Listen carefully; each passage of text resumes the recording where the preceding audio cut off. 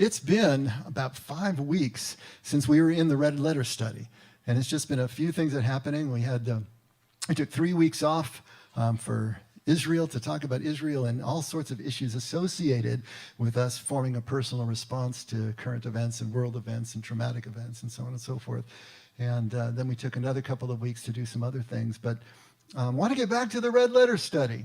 And if you will recall, previously at the effect, we just had finished chapter 5. And so we are starting with chapter 6 right now today. And brand new chapter, brand new kind of train of thought here that Jesus is entering into. But kind of as a lead into that, there are basically 2 ways for us to live our lives. 2 ways. We can live in fear, or we can live in love. Now, it's not really that much of a binary choice. I mean, really what we're talking about here, and I would like to bring this up a lot, is that we're really searching for 51% at least.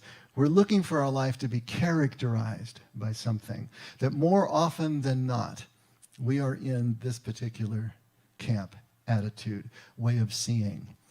And so we're trying to characterize our lives by fear. Let me flip that over. We're trying to characterize our lives by love and not fear. How do we know where we are in that tussle between love and fear? Well, check your blood pressure, check your stress level, check your anxiety, because that's going to give you the closest look at where you're at. Because when we can move over from fear into love, what we're actually doing is moving into trust. And trust and anxiety are inversely proportional. As one goes up, the other goes down. And so if we're starting to live our lives less stressed, less anxious, less worried, then we know that we're moving, we're crossing that threshold. That's how we can tell. It doesn't mean that even the best of us isn't going to have stressed days and stressed times. It doesn't mean that we're not fighting that, but it does mean that we're finally crossing a threshold where we can say more often than not, I am on this side. I am starting to allow trust to take over and change the way that I do business, just change the way that I see and experience my moments. Because if we're living life from a place of fear, what is the view from there? If we're living our life in fear, that means we're living our life viewing the needs that we have, the lack of things that we see, and the things that we want. We're always looking from that point of view. Because the fear is that we're not going to get what we need or we're going to lose what we have. But the focus is on lack of. The focus is on need. Now, Jesus said he came to bring us life and life abundantly. That's going to be the flip side of that. If we can start to look at life from a place of abundance and see that, hey, everything that we need is already here. Now, I know that I'm speaking here from an existential point of view. I'm speaking here from a spiritual point of view. Yes, we're always going to have physical needs that we have to meet. That's why we get up and go to work. That's why we do the things that we do.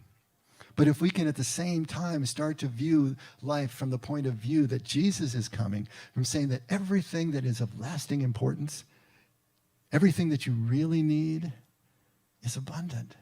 It's like the air that you breathe. It's like the ground that you walk on. It's all here and it's all now. And when we can start to see that truth, then the gratitude can kick in. And gratitude is always now. And it's always here. Gratitude is never delayed. It's not out there someplace. It's either now or it's here or it's not in you. It doesn't exist at all. And when we get to the place of gratitude, now we're at the place of trust. That we know that in the future, everything somehow is going to be okay. These are the points, kind of the horns of the dilemma of human nature that we're in. And Jesus is all about getting us over to this side of abundance. He keeps coming back to abundance. If you look at his proverbs, his prayers, his parables, everything that he talks about are images of abundance. Whether he's invoking agriculture, invoking anything, it's always images of abundance because that's the way he sees life. That's the way he sees his Father. And Jesus is pointing us toward the Father. If you've seen me, you've seen the Father. And this is why Jesus' message is based on the good news of the Father's everything. It's all about everything. Everything I have is already yours, right? What part of everything didn't you understand? It's all about the Father's everything. It's all about the Father's love. If he knows, if he can get us to that reality, everything begins to change. If he can't get us there, then we hobble along as best we can, still loved by that everything, but our lives won't reflect it the way that they could. So until we graduate from this viewpoint of need, until we can stop always seeing life as a zero-sum game, that's always having to scratch out everything that we need, usually out of somebody else's hide, then we're always going to live in that fear. Matthew 5 was all about Jesus redefining the law, but redefining it in a very specific way. He wanted to redefine it away from a legal point of view into a relational point of view. He said, I didn't come to abolish, I came to fulfill, which is actually a Hebrew idiom.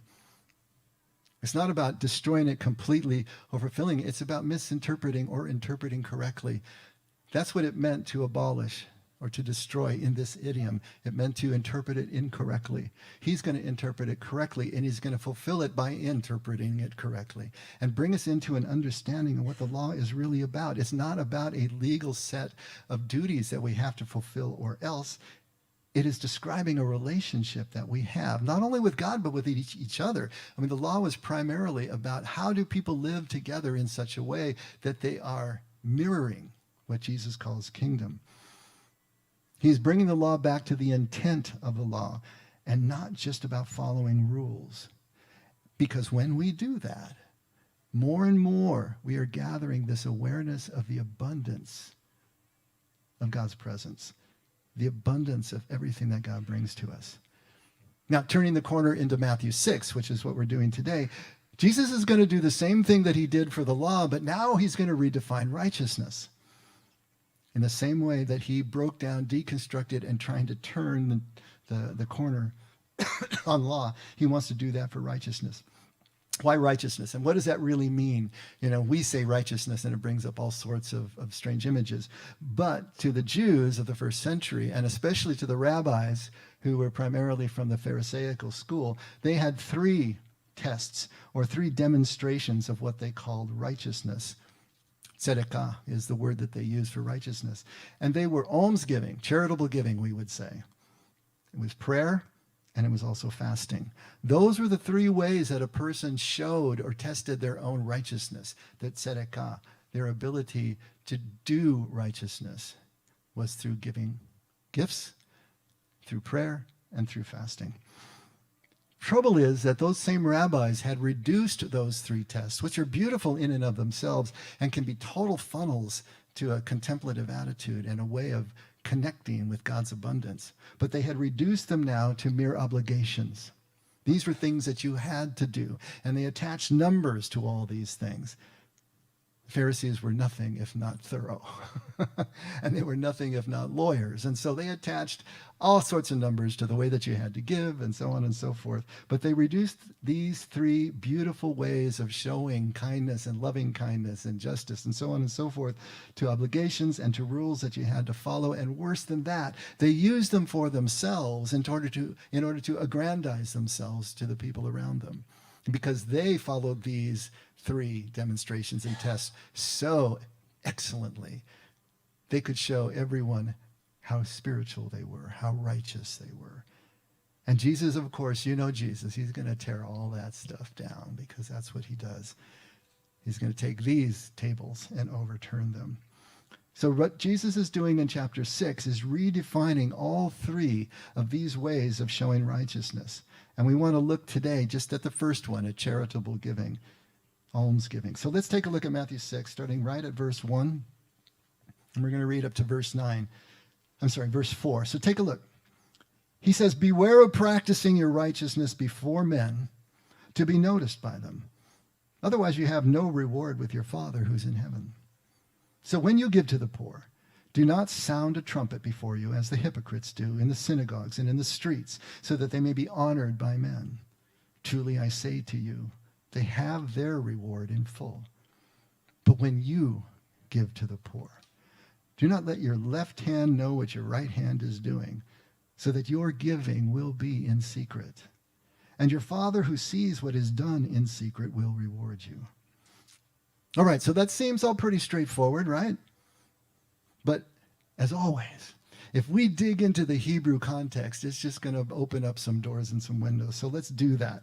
I mean, first of all, this idea of practicing righteousness as it's translated for us in the NASB that you just read, really in the original language, it's doing righteousness is the way that they understand it. Doing righteousness is a Hebrew idiom. And we can't, I can't overestimate the importance of understanding idioms when we're reading this text, or reading any text.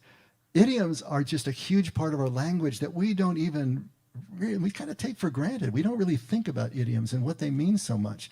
But if you have someone if you have ever tried to learn a foreign language and then you end up trying to actually speak it in that country, it's the idioms that just throw you for a loop.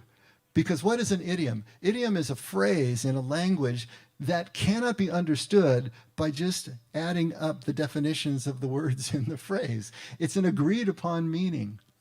It means whatever the people have agreed that it means, and it's not going to mean anything in a target language, especially one that you're digging up from 3,500 years ago. So I just wanted to put a finer point on this. Let's take a look at some English idioms that we say all the time, but we never really think about. How about as easy as pie?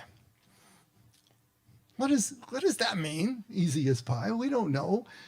Imagine someone digging up our text 2,000 years later and said, oh, it's easy as pie. It's a piece of cake. They're going to say, it has something to do with pastry? I don't know. How about beating around the bush? Bent out of shape. Hit the ceiling. Break a leg. There's always a good one, right? How about killing time? Kick the bucket. Under the weather. By the skin of your teeth. That actually comes from the Bible, if you believe that, from Job. Throw in the towel. Now, isn't it fun to go back and look at the etymologies of a lot of these things and find out where they first came from? I love doing that because there's a reason that we have these idioms. But what do they mean? It's raining cats and dogs. That would be a great one for someone to dig up in 1,000 years, right? Wow, back in those days, in the aughts, yeah, quadrupeds used to fall from the sky.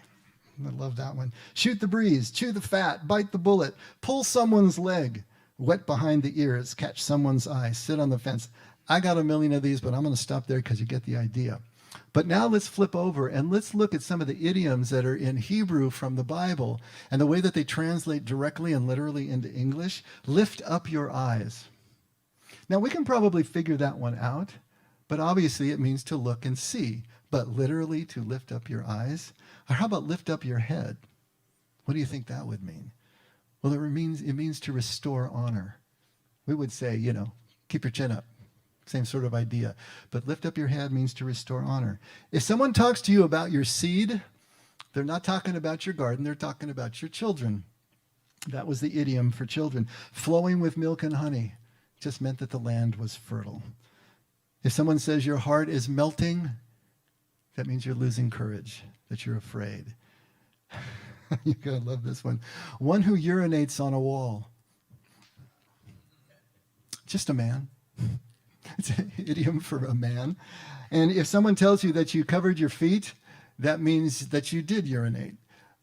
This is from the Bible, you guys. That's from Samuel. I'm not making this stuff up. Marion's crawling under a seat. But I'm just telling you, this is in our book.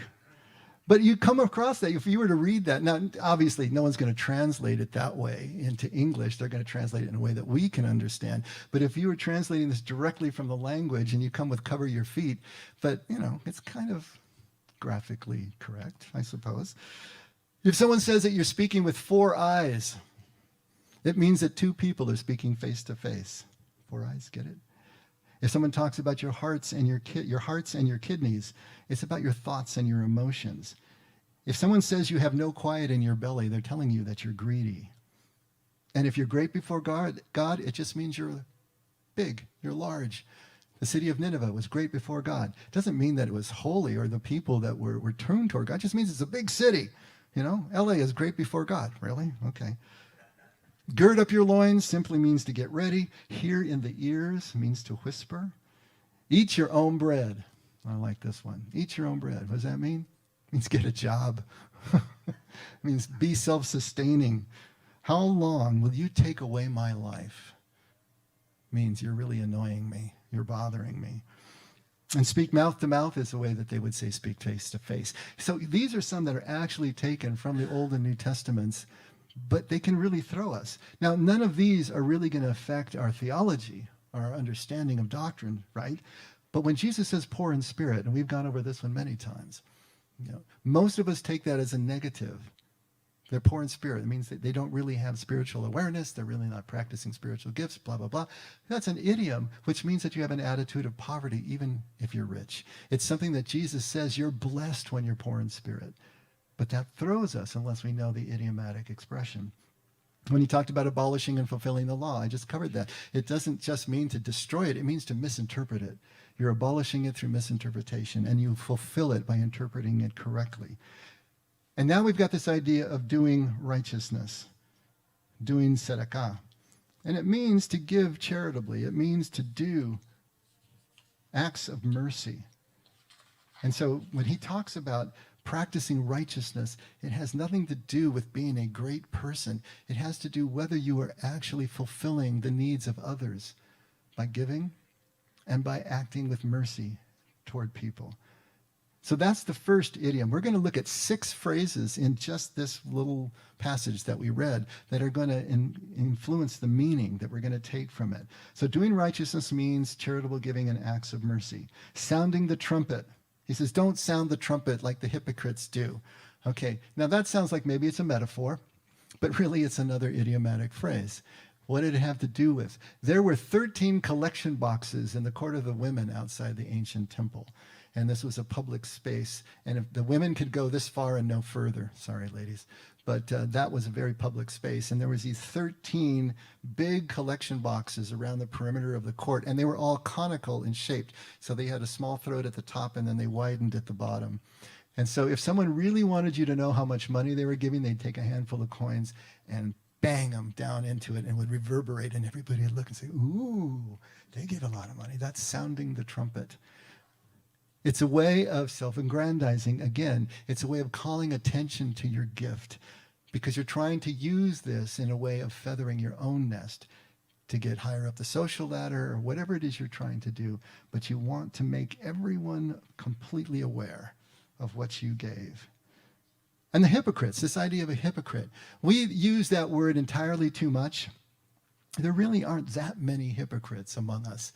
There's a heck of a lot of sinners in the sense of people doing what is not the best thing to do for a relationship and hurting others. Most of us are doing the best we can with what we've got to work with at any given moment. But a hypocrite is someone who knows, consciously knows, that they're projecting an image in order to get some sort of gain. The word goes back to the Greek, the actors that would wear masks when they played, you know, comedy and tragedy, they would wear masks. That was the hypocrite. But it was just an actor playing a part. A true hypocrite is someone who's consciously playing a part, assuming a role, but for some sort of gain. That's why Jesus calls these people who are sounding the trumpet hypocrites, because they're playing a role for their own gain and negating what they're actually doing for somebody else. Now, yeah, the gift is still going to go to someone who needs it, and that's great. But in terms of their own spiritual development, he says, you've got your reward in full. It goes no further than that. Don't let the left hand know what the right hand is doing. That's a great one. And we can probably figure out what that means. It means to be as secret as possible. But the Hebrews have this anthropomorphic way of attributing actions to body parts as a metaphor for the whole person, right? If your eye causes you to sin, gouge it out, right? If your hand causes you to sin, cut it off. If your foot causes you, cut it off. That's a typical Hebrew way of expressing, using the body part as the stand-in for the whole person.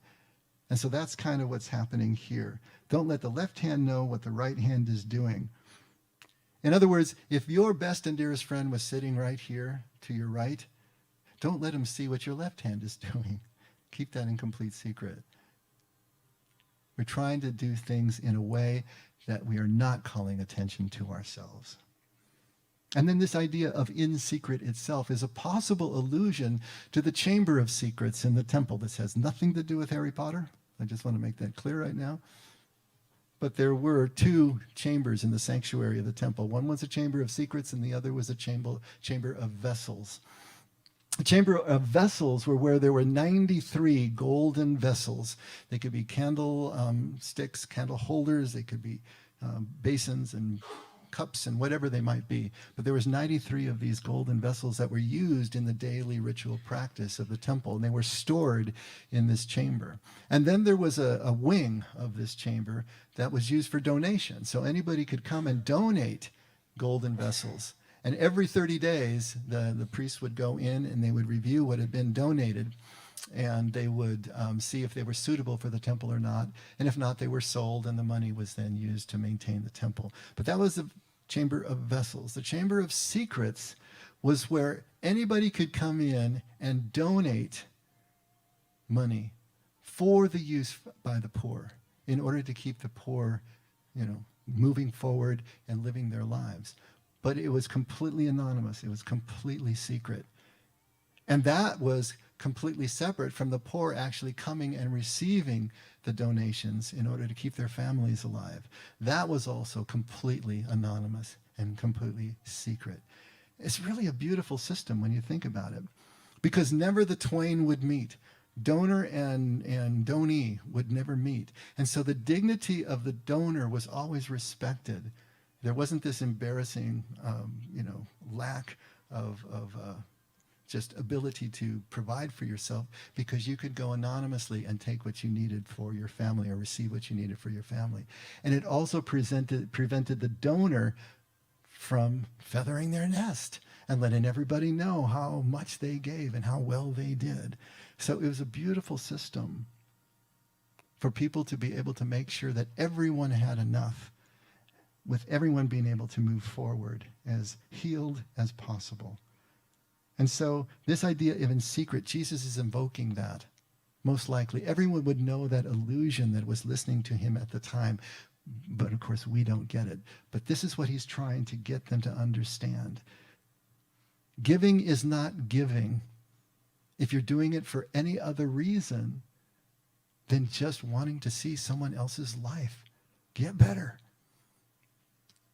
Eliminate all those conflicts of interest, and your giving can be pure. And the Father who sees you in secret will then reward you in secret. So there's the sixth term, reward. How are we supposed to understand reward?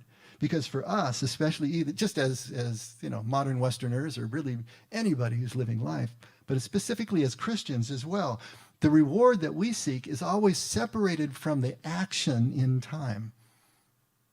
So there is an action that we take, and we're going to expect a reward later on. And that reward is separated in time. So it's kind of like if we do something now, we get paid our wages later, or we do something good now and we're paid a reward later. So it's all performance-based, right? But for Christians, the reward is separated into the afterlife. We do all the stuff that we need to do now, and we're going to get our reward, the great reward in heaven. I mean, this is the way that our doctrine works. This is the way that our whole mindset works, that the reward comes in the next life. But this is something we need to take a look at. In fact, there was one Christian scholar who said, at the Bema seat, now this is the judgment seat, and there's a passage where God sits on that judgment seat, which was just the raised platform from which the teachers taught in the synagogue, but they used it as a metaphor for God sitting at the Bema seat, this raised platform, and judging. But he says, at the Bema seat, at the judgment seat, we will feel regret if we didn't do more in our lives to get the reward that we're looking for. But I just want you to just think about that for a moment. You are in the presence of God. You are in the presence of living love, of perfect love. Love that cannot be decreased and cannot be increased. It just self-exists. Do you really think that you're going to feel regret at that moment? Face to face? With four eyes? in the presence of God? Do you really think you're going to feel regret at that moment?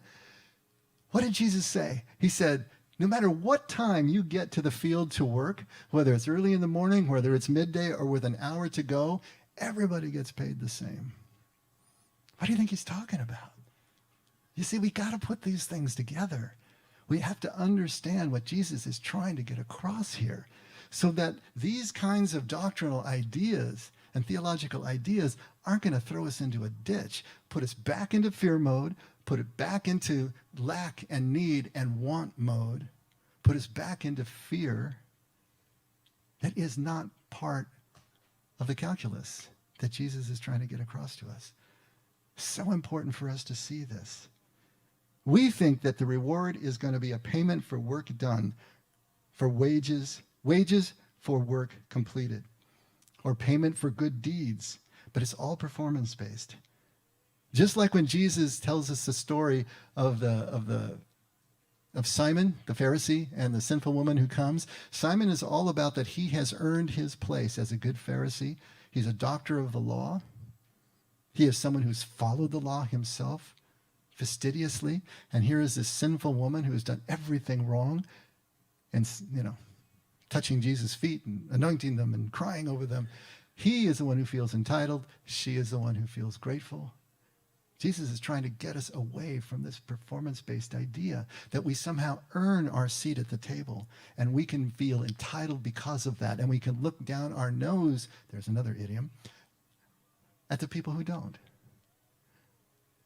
Put it all together. See where this is going. See how this completely changes the way that we view our relationship with God.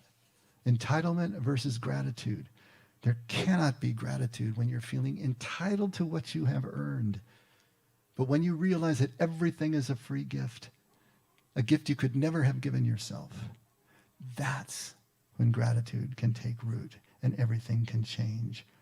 A reward in this sense from Jesus' lips cannot mean entitlement, because Jesus said, "Blessed are you if you're poor in spirit, if you have an attitude of poverty, even if you're rich."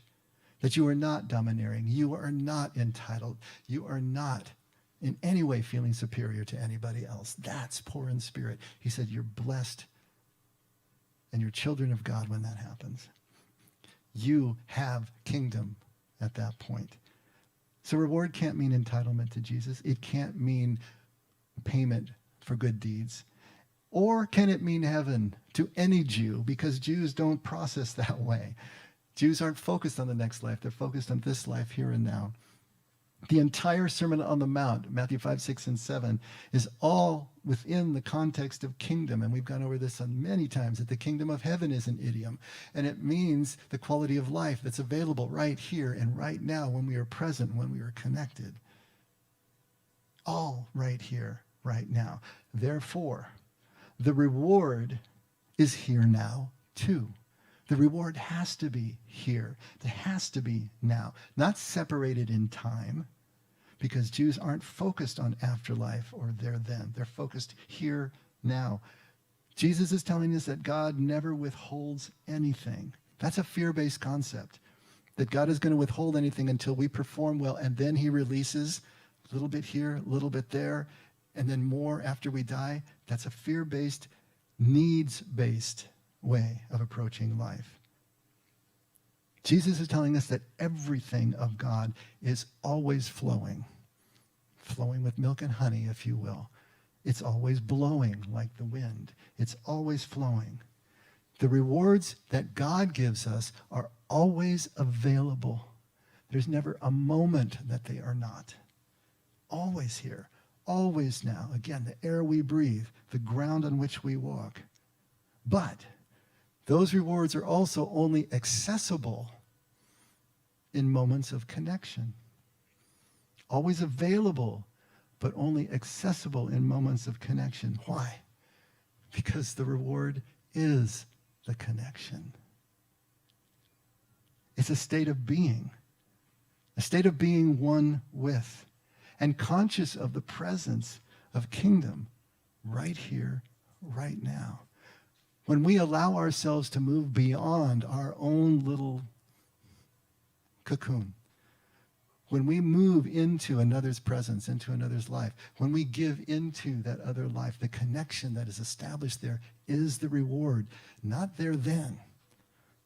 Now. That connection is the reward. So how are we supposed to understand giving? What is Jesus trying to get at here? Well, think about it. What's the intent of the gift? What do you intend when you give a gift? I remember early on, and 30 years ago, when I was just starting, in a different form of Christianity, from Catholicism to evangelical Christianity, one of the lines that was always thrown out was, you cannot outgive God. You can't outgive God. Some of you probably heard that one too. And it's true. But what does that show us of our intent if we're giving thinking that we can't outgive God? Another one I heard was that anything that you tithe will come back to you 100-fold. Anyone hear that one? Many of the email chain letters that you used to get, don't see those too much anymore, thankfully. But they were all based on that same premise. If you give, you're going to get it back 100-fold. As soon as we start thinking of that, our giving has become an investment. It's no longer a gift.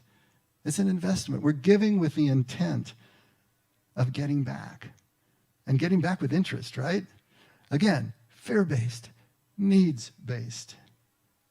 As soon as we attach an amount to a gift, as soon as we attach a percentage to a gift, you know what we got? We got a tax. We don't have a gift anymore. Now it's a tax. It's an investment. It's anything but a gift. And it is an expression of a fear-based view of life rather than abundance. There's a great Methodist preacher, teacher, scholar named Leonard Sweet. I don't know if any of you have heard of him. He's been kind of quiet more recently. But he talks about giving and receiving in a really great way. He talks about, most of us are really good at giving, but very few of us are very good at receiving. And he says basically giving keeps us into sort of a God complex. We like giving. We like being in the superior position. We like being in God's position, because then we get to give and we can be superior to and feel insulated from the needs and the wants and the fears of the people who need to receive. But of course, until we can receive, what have we got to give? What do we have to give until we've learned to receive? And especially until we've learned to be vulnerable enough to accept help from somewhere else, to accept a gift that is being freely offered. What do we have to give? And why are we giving? Again, we got to check the intention of the gift. Is it to keep ourselves in the illusion of power and control? That's what it's about. When you're giving, you're in control. When you're receiving, you're absolutely not. Why are we giving? Is it an investment? Is it an obligation? Is it to stay in control? Until we can become vulnerable, until we can realize that we are the ower and not the owner, as Leonard Sweet would say. I love that. We are the ower, not the owner. Because everything that we have, all that there is to have is God's. It's provided by God. Oh, I know, I earned it. Yeah, we're mostly just kind of moving deck chairs around on the Titanic. We can move resources around, but did we create them? Where did they come from? Where's that next breath coming from that allows you to go to work to buy the next thing that you say that you earned? This is another way of looking at life, that everything is God's and we are mere caretakers. We are stewards of this. But we're not creators. We're moving things around. We're caretaking for a short time, and then it all has to go back anyway. Now we're getting closer to a Hebrew understanding. And I want to read one more passage to see if we can lock it down. And this is at Luke 16, again, starting at verse 1. And Jesus was saying to his disciples, his followers, his friends, there was a rich man who had a manager. And this manager was reported to him as squandering his possessions. Okay, so what's he doing? Well, he's embezzling, or he's skimming off the top. He's doing whatever he's doing. He's squandering his possessions. And he calls him and says to him, what is this I hear about you? Give an accounting of your management, for you no longer can be manager. So he's going to get fired. He knows he's going to get fired. And the manager said to himself, what shall I do, since my master is taking the management away from me. I'm not strong enough to dig, and I'm too ashamed to beg. Great line. I love that line. I know what I shall do, so that when I am removed from the management, people will welcome me into their homes. And he summoned each one of his master's debtors, and he began saying to the first, how much do you owe my master? And he said, 100 measures of oil. And he said to him, take your bill and sit down quickly and write 50. And then he said to another, how much do you owe? And he said, 100 measures of wheat. And he said to him, take your bill and write 80. And his master praised the unrighteous manager because he had acted shrewdly. For the sons of this age are more shrewd in relation to their own kind than the sons of light. And I say to you, make friends for yourselves by means of the wealth of unrighteousness, so that when it fails, they will receive you into the eternal dwellings. All right, riddle me that one, all of you scholars out there.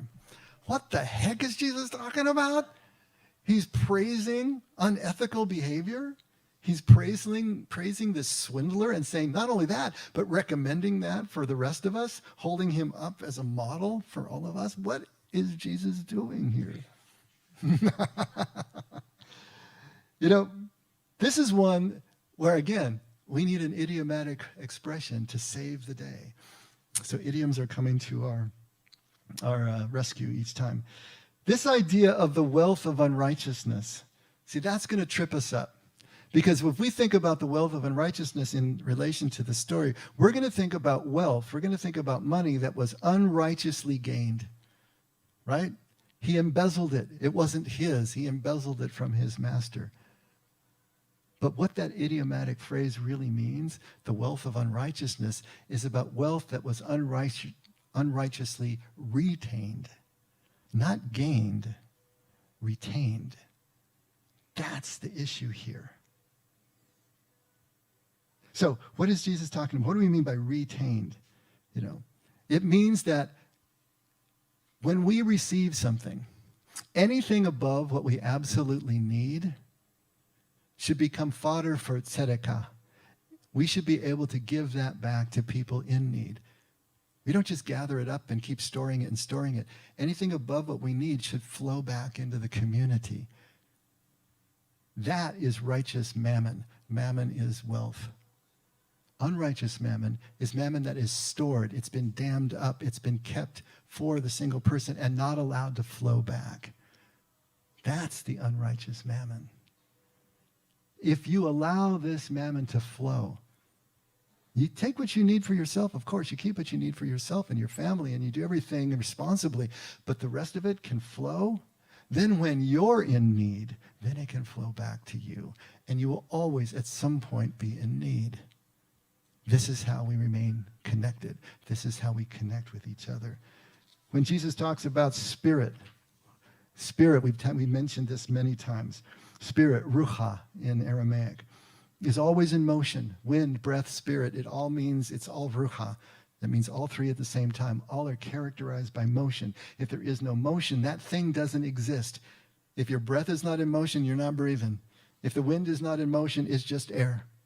And if the spirit is not in motion, it's not spirit. It's not of God. It is always in motion, always moving, always flowing. And so spirit is a lot like electricity. Electricity. You know what electricity is? Nobody knows. But one thing we do know is that if it's not moving, it doesn't exist. You look at an outlet and say, okay, there's electricity there. No, there's a potential for electricity there. But until you put a load on it and it actually is doing some sort of work, lighting a light, turning a motor, it doesn't exist. It's only in motion or its potential. Spirit is like that. If it's not moving, it doesn't exist. It has to flow. So if we dam it up in our fear, in our view of need and lack and want, then it doesn't exist, and we are no longer in spirit with God. We are no longer connected to God. We are no longer receiving the reward that we receive in God, in the moment, in motion. Now, does this mean that we're not supposed to save money and do our investments and do our 401k? Of course not. It doesn't mean that. Savings are a part of what we need to be responsible for us and our family and our heirs. But have we become characterized by fear to the extent that we can't allow things to flow, that we're afraid to let our resources flow? If we're completely focused on lack and need and want, and we're fear-based, we don't have the trust. That means we need to cling to any point of control that we possibly can, because that gives us at least the ability to take our next breath. But if we can start to have that first experience of the allness of God's love, to realize that it can't be in any way attenuated, it is always ours. From that spiritual point of view, we become more and more able to be free to let go of the things that we cling to. Let them flow. Get to that 51% mark when we're characterized by that freedom. Because knowing the truth of God's love makes us free to flow. We can now give as freely as received. That's what Jesus said at Matthew 10, verse 8. He said, freely you have received. Now, freely give. But until we realize that we have freely received, until we realize that there's no way to stop that flow of reception, how is it that we feel that we're able to give? That's the key. Truly, how in the world do you really know that something is yours, that you actually possess it free and clear, that it's yours completely? The only way you can know that something is yours is when you can give it away with no strings attached. I own my car. I got the pink slip. I could give it away to you. The bank doesn't own it. There's nothing to pay on it. I can give it away. If I think I have peace and tranquility, I won't know that until I can give it away, until others can feel the peace and tranquility that is emanating from my life. Until we give something away, we will absolutely never know that it's ours, because it's only in the act of giving that we receive, that we realize we have received, that it is ours, and we can give it away. Think about it. You heard of heat-seeking missiles? Each one of us is a pleasure-seeking missile. Sorry to burst your bubble, but each one of us absolutely is a pleasure-seeking missile. And the only thing that distinguishes one from the other is what we take pleasure in. That's it. We're pleasure-seeking missiles.